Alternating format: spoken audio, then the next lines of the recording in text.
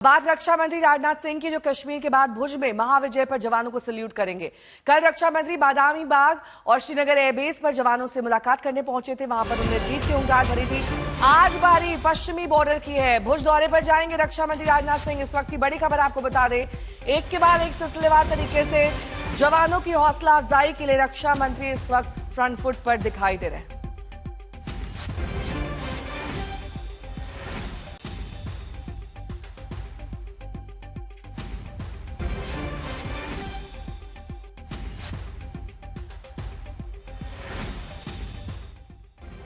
कल श्रीनगर में जवानों से मुलाकात की थी, आज भुज जाएंगे, वहां पर जवानों से मुलाकात करेंगे। शूरवीरों को सैल्यूट रक्षा मंत्री की ओर से। आज आतंकवाद के खिलाफ भारत की प्रतिज्ञा कितनी कठोर है, इसका पता इसी बात से चलता है कि हमने उनके न्यूक्लियर ब्लैकमेल की भी परवाह नहीं की है। पूरी दुनिया ने देखा है कि कैसे गैर जिम्मेदाराना तरीके से पाकिस्तान द्वारा भारत को अनेक बार एटमी धमकियां दी गई हैं। आज श्रीनगर की धरती से मैं पूरी दुनिया के सामने यह सवाल उठाना चाहता हूं कि क्या ऐसे गैर जिम्मेदार और रोग नेशन के हाथों में परमाणु हथियार सुरक्षित हैं? मैं दुनिया के सामने यह सवाल खड़ा करना चाहता हूं। मैं मानता हूं कि पाकिस्तान के एटमी हथियारों को IAEA international atomic energy agency की निगरानी में लिया जाना चाहिए।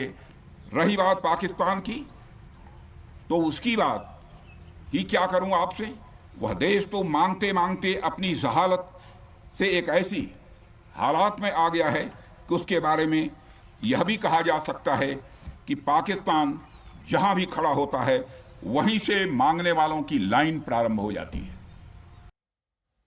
हिमांशु मिश्रा मेरे सहयोगी इस वक्त तमाम जानकारी के साथ जुड़ गए हैं। हिमांशु, आज भुज में क्या कार्यक्रम रहने वाला है राजनाथ सिंह का? लगभग 11 बजे वो पहुंचेंगे बताया जा रहा है। देखिए, वो बिल्कुल 11 बजे पहुंचेंगे और उसके बाद जो है लगातार सशस्त्र बलों के साथ एयरबेस पर जाकर जो है वहां पर सेना के जवानों को जो है मनोबल को बढ़ाने के लिए वहां एड्रेस भी करेंगे और उनके साथ ऑपरेशन सिंदूर में उनकी किस तरीके की भागीदारियां रही हैं, किस तरीके से उन्होंने यहाँ पर मोर्चे को संभाले रखा, इसको लेकर उनके एक्सपीरियंस को भी जानेंगे और साथ ही साथ बताएंगे कि ऑपरेशन सिंदूर क्यों जरूरी था देश ठीक के है, लिए। मैं रोकूंगी आपको। भुज से हमारे साथ ब्रजेश दोषी इस वक्त जुड़ गए हैं तमाम जानकारी के साथ। ब्रजेश, आज जब राजनाथ सिंह वहां पर पहुंचेंगे, किस तरीके से उनका मुलाकात का कार्यक्रम शूरवीरों के साथ रखा गया है? कैसे वो उनकी हौसला अफजाई करेंगे? एक एयरबेस जाएंगे, क्या कुछ कार्यक्रम है? बिल्कुल, देखिए, ये जो कार्यक्रम है सिर्फ भुज एयरबेस तक सीमित है। भुज एयरपोर्ट से ही जुड़ा हुआ ये एयरबेस है और उसी में जो है राजनाथ सिंह, रक्षा मंत्री राजनाथ सिंह जो है पहुंचेंगे 11 बजे, 11 से 11:30 के बीच में उनका प्रस्तावित समय है जब वो पहुंचेंगे और करीबन 2 घंटा यहाँ रुकेंगे। 1:30 बजे के बाद जो है वो वापस दिल्ली लौटेंगे।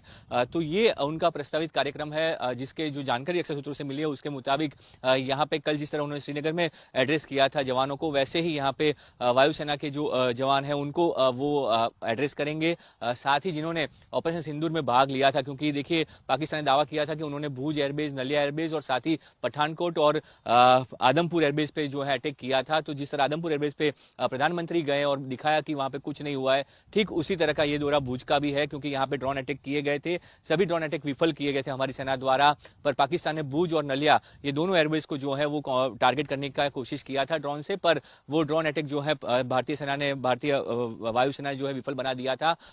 तो अब उसी एयरबेस पर राजनाथ सिंह जो है वो आ रहे हैं, रक्षा मंत्री और वायुसेना के जवानों को मिलकर उनका हौसला बढ़ाएंगे। साथ ही जिन लोगों ने ऑपरेशन सिंदूर में भाग लिया है, क्योंकि जिस नाइट भारत ने हमला किया था, जो पाकिस्तान के जो ऑपरेशन सिंदूर किया था, तो यहाँ पे भी उस टाइम पे सुरक्षा थी और सभी लोगों ने ऑपरेशन सिंदूर में भाग लिया था। तो जैसे हमारे जो आर्म फोर्सेस ने जब प्रेस कॉन्फ्रेंस की तब जो सारी जानकारी दी थी उसमें भुज कितना महत्वपूर्ण था, भुज एयरबेस और भुज एयरबेस से क्या कार्रवाई की गई उसकी भी जानकारी दी गई थी। तो ये सारी चीजें जो यहाँ पे हुई है ऑपरेशन सिंदूर में जो भाग लिया गया, उन जवानों को मिलकर उनका हौसला बढ़ाएंगे। साथ ही उनका संबोधन रहेगा, जिस तरह से उन्होंने कल पाकिस्तान को आड़े हाथों लिया था, यहाँ से भी वो एक बड़ा मैसेज देंगे।